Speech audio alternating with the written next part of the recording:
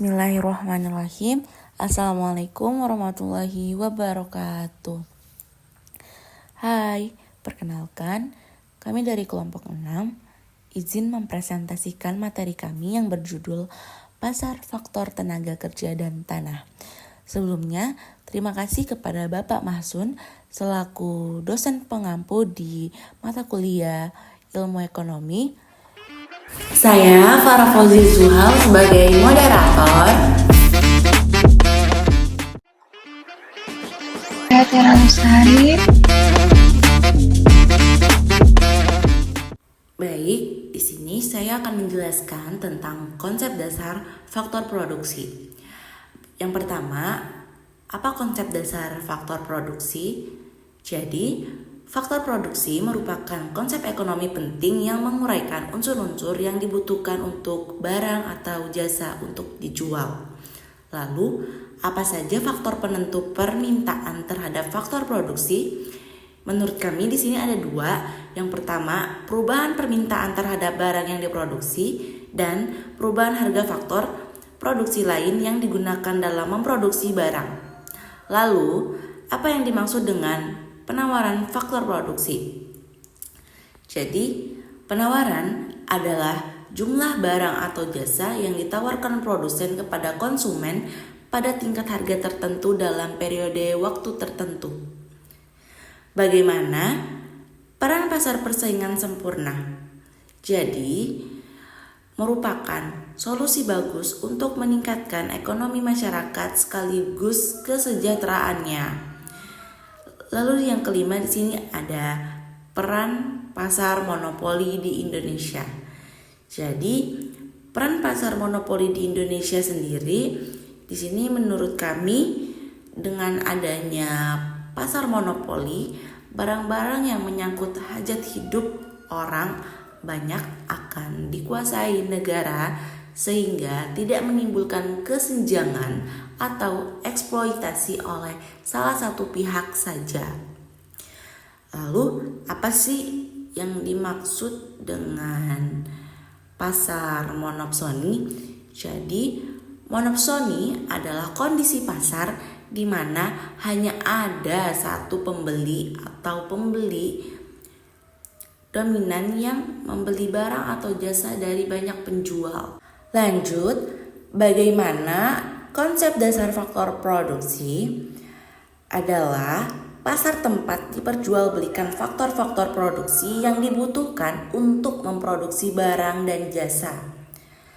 Terus, tujuan dari pasar faktor tenaga kerja dan tanah itu apa sih? Jadi, menurut kami di sini adalah untuk mengalokasikan faktor-faktor produksi seperti tenaga kerja dan tanah dalam ekonomi modern. Untuk materi selanjutnya akan dijelaskan oleh rekan saya Tiara Lestari. Tiara Lestari, waktu dan tempat dipersilahkan. Baik, terima kasih moderator telah memberikan saya waktu untuk melanjutkan materinya dan terima kasih kepada Pak Masun telah memberikan saya waktu untuk melanjutkan presentasinya. Jadi di sini materi selanjutnya ada 2.1 konsep-konsep dasar. Nah, di sini ada 4 poin. Yang pertama ada faktor produksi sebagai permintaan turunan atau derived demand. Yang kedua ada hubungan antar faktor produksi atau substitusi komplement. Yang ketiga ada hukuman pertambahan hasil yang semakin menurun atau the law of diminishing return.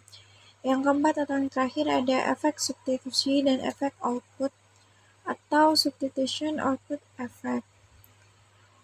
Yang selanjutnya ada 2.2 faktor-faktor penentu permintaan terhadap faktor produksi, penawaran faktor produksi. Nah, di sini ada 5 poin. Yang pertama ada harga faktor produksi, yang kedua ada permintaan terhadap output, yang ketiga ada permintaan terhadap faktor produksi lain, yang keempat ada harga faktor produksi yang lain, yang kelima dan yang terakhir ada kemajuan teknologi. Lanjut, di sini ada 2.4 pasar tenaga kerja yang berstruktur persaingan sempurna.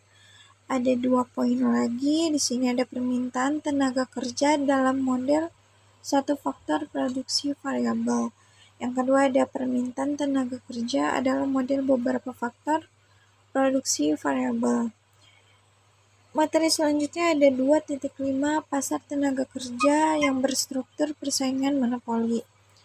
Nah, jadi tenaga kerja dapat memiliki daya monopoli faktor produksi, misalnya dengan membentuk serikat pekerja. Dengan daya monopoli, serikat pekerja dapat menentukan beberapa tingkat upah sesuai dengan tujuan yang ingin dicapai. Lanjut, di sini ada 2.6 monopsoni.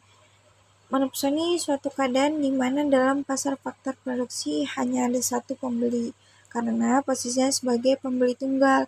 Monopsoni mempunyai kemampuan menentukan upah. Ada 2 poin di sini, ada monopoli bilateral.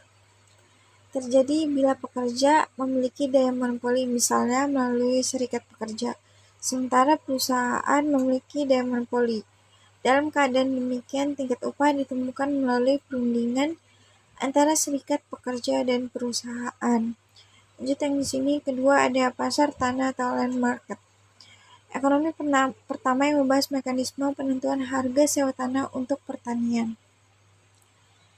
Baik, terima kasih. Saya lanjutkan ke moderator. Buat teman-teman yang ingin bertanya bisa melalui kolom komentar ya. Sekian presentasi dari kelompok kami, kurang dan lebihnya mohon dimaafkan. Wassalamualaikum warahmatullahi wabarakatuh.